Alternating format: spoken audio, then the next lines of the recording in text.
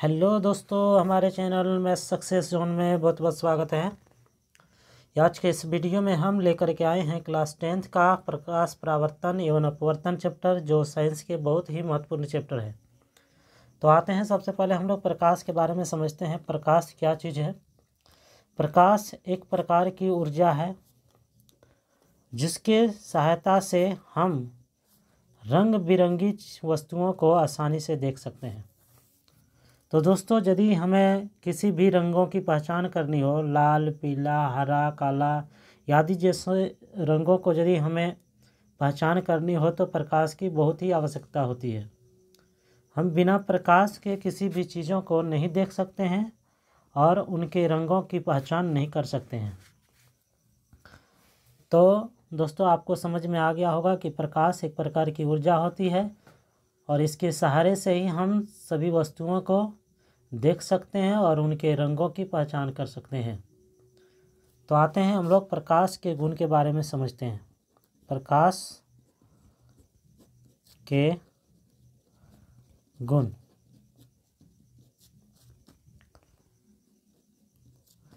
प्रकाश एक सरल या सीधी रेखा में गमन करती है। दोस्तों, चलिए हम इसे समझने की कोशिश करते हैं। जैसे कि मान लीजिए ये कोई दीप्त वस्तुएं हैं। दीप्त वस्तुएं किससे कहते हैं? जिससे प्रकाश मिलती है। मान लीजिए सूर्य है। सूर्य से हमें क्या होती है? प्रकाश मिलती है। सूर्य से निकलने वाली जो प्रकाश होती है, मान लीजिए यहाँ पर कोई वस्तु है तो सूर्य से निकलने वाली प्रकाश वो सीधी रास्तों से होते हुए उस वस्तु पर पड़ती है, जिसे हम आसानी से देख सकते हैं। ये नहीं होता है कि सूर्य से निकलने वाली जो किरणें होती है वो टेढ़ी मेढ़ी रास्तों से हो करके उस वस्तु पर पड़ती है, फिर हम उसे देख सकते हैं। ऐसा नहीं होता है। यानी सूर्य से या कोई दीप्त वस्तुओं से निकलने वाली प्रकाश की किरणें एक सीधी रेखा या सरल रेखा से गमन करती हुई उस वस्तु पर पड़ती है, जिसे हम आसानी से देख सकते हैं। तो आते हैं, हम लोग दूसरा पॉइंट समझने की कोशिश करेंगे। दूसरा पॉइंट कहता है कि इसके संचरण के लिए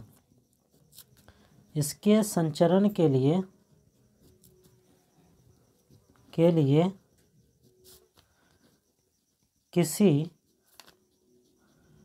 माध्यम की आवश्यकता नहीं पड़ती है। इसका मतलब ये है दोस्तों कि मान लीजिए ये सूर्य से निकलने वाली जो किरणें हैं, प्रकाश किरण है, तो मान लीजिए यहाँ पर वस्तु है। इससे निकलने वाली प्रकाश की किरणें यहाँ से यहाँ तक आती है। सूर्य से निकलने वाली प्रकाश की किरणें या किसी भी दीप्त वस्तुओं से निकलने वाली प्रकाश की किरणें जब किसी वस्तु पर जाकर के पड़ती है तो वो सीधी रेखा से होते हुए गमन करते हुए जाकर के पड़ती है। अब यहाँ से यहाँ तक आने में ऐसा कोई वस्तु नहीं होता है जो कि सूर्य से या दीप्त वस्तुओं से निकलने वाली जो प्रकाश किरण है उसको यहाँ से यहाँ किसी माध्यम के द्वारा नहीं पहुँचाया जाता है। वह खुद ब खुद वो सीधी रेखा से गमन करती हुई उस वस्तु पर पड़ती है और उसे हम आसानी से देख सकते हैं। यानी हम कह सकते हैं कि सूर्य से निकलने वाली प्रकाश की किरणों को एक जगह से दूसरे जगह जाने के लिए, इसके संचरण के लिए किसी माध्यम या किसी वस्तु की आवश्यकता नहीं होती है। तो आते हैं, हम लोग इसके तीसरे पॉइंट को समझने की कोशिश करेंगे। तीसरा पॉइंट कहता है कि प्रकाश अपारदर्शी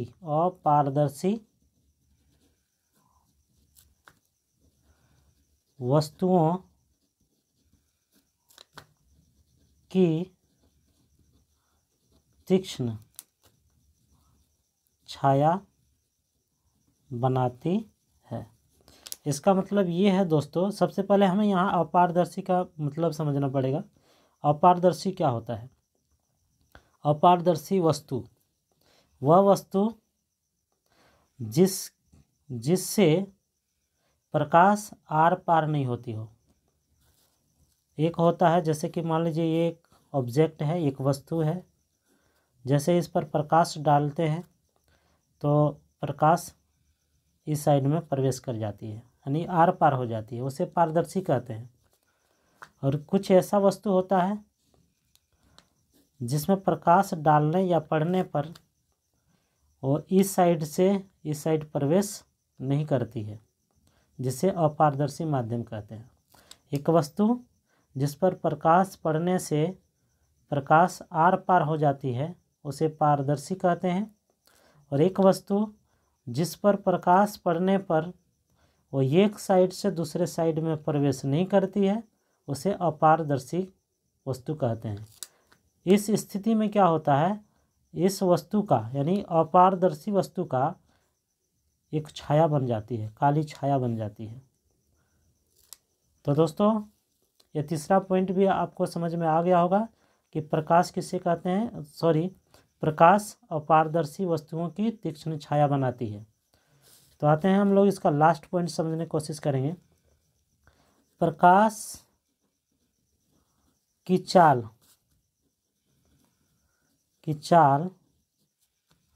निर्वात में सबसे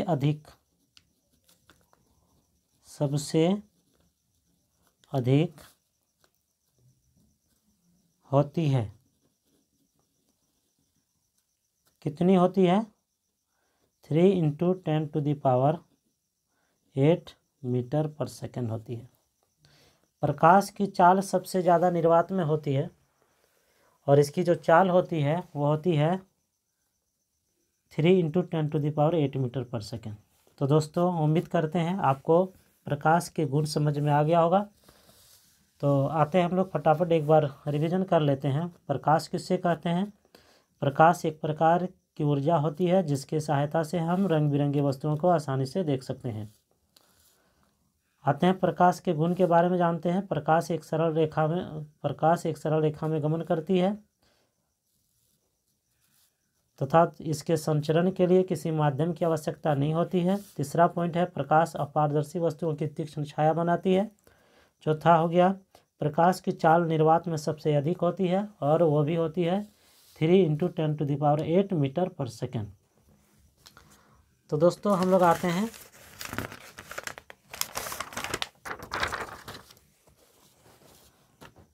अब हम लोग पढ़ेंगे प्रकाश परावर्तन। प्रकाश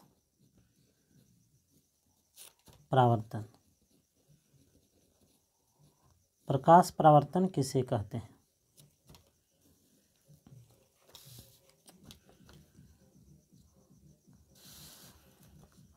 जब प्रकाश की किरणें किसी चिकनी या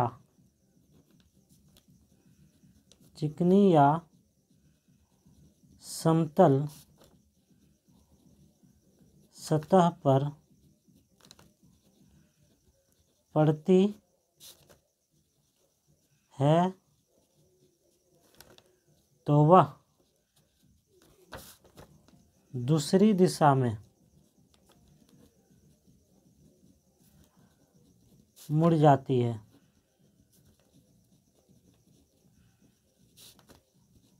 प्रकाश के मुड़ने की इस घटना को प्रकाश परावर्तन कहते हैं।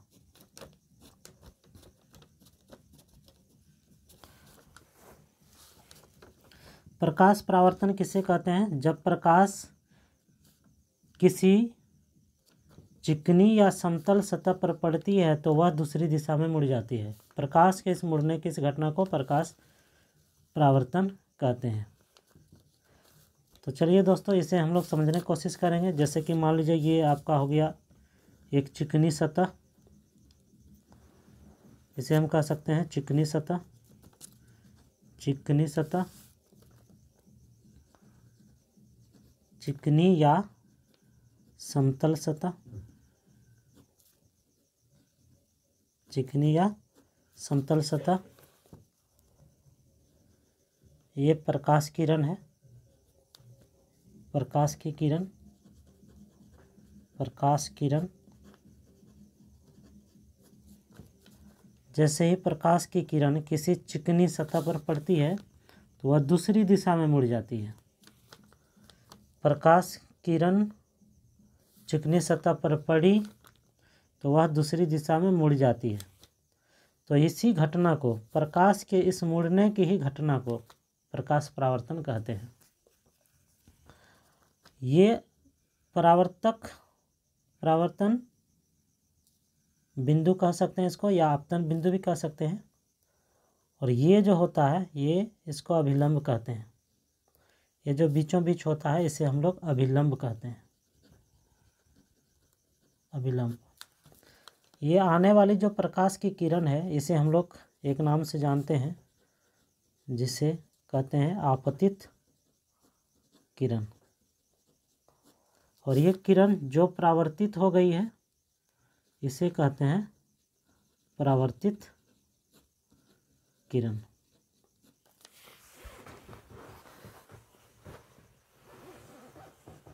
तो प्रकाश परावर्तन किसे कहते हैं?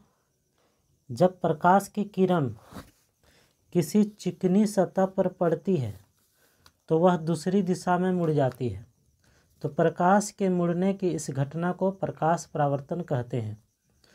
तो जो किरण आई उसको आपतित किरण कहेंगे, और जो किरण परावर्तित हो गई, दूसरे दिशा में मुड़ गई, दूसरे दिशा में छिटक गई, उसको परावर्तित किरण कहेंगे।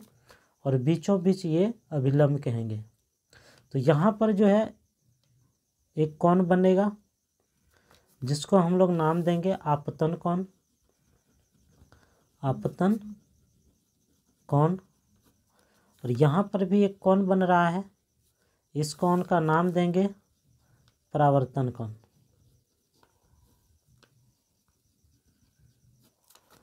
तो आपतन कोण किसे कहते हैं? आपतन कोण किसे कहेंगे? आपतित किरण तथा अभिलंब के बीच के झुकाव को आपतन कोण कहेंगे। जबकि परावर्तन कोण किसे कहेंगे? अभिलंब तथा परावर्तित किरण के बीच के झुकाव को परावर्तन कोण कहेंगे। तो दोस्तों, उम्मीद करते हैं आपको समझ में आ गया होगा। तो आते हैं हम लोग प्रकाश परावर्तन के नियम को समझने की कोशिश करते हैं। प्रकाश परावर्तन के नियम। इसका पहला नियम कहता है कि आपतित किरण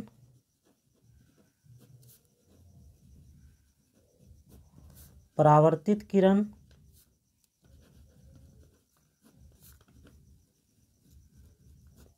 तथा आपतन बिंदु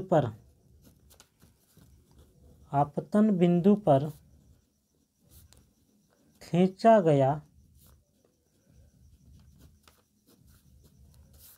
अभिलंब तीनों एक ही तल में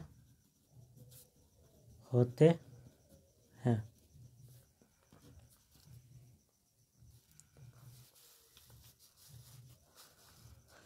दोस्तों आपतित किरण, परावर्तित किरण तथा अभिलंब आपतन बिंदु पर खींचा गया अभिलंब तीनों एक ही तल में होते हैं।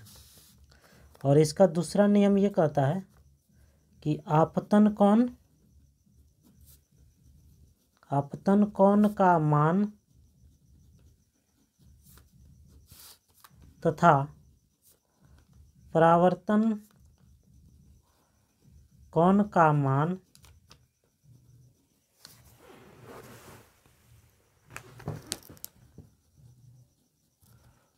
सदैव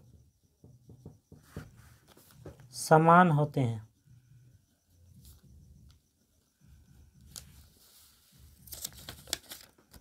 सॉरी दोस्तों, दूसरा पॉइंट है कि आपतन कोण का मान तथा परावर्तन कोण का मान सदैव समान होते हैं। कहने का मतलब ये है कि आपतन कोण का मान जितना होगा उतने ही परावर्तन कोण का भी मान होगा। मान लीजिए ये 30 डिग्री, यानी आपतन कोण का मान यदि 30 डिग्री है तो परावर्तन कोण का मान भी 30 डिग्री होगा। ये 40 होगा तो ये भी 40 होगा, ये 60 होगा तो ये 60 होगा, ये 90 होगा तो ये भी 90 होगा। हालांकि 90 तो नहीं बनेगा, 90 से कम ही बनेगा। ये 15 बनेगा तो ये भी 15। तो दोस्तों आपको समझ में आ गया होगा कि प्रकाश परावर्तन किसे कहते हैं, प्रकाश परावर्तन के नियम क्या है। यदि आपको वीडियो अच्छा लगा हो तो हमारे चैनल को सब्सक्राइब करें, वीडियो को लाइक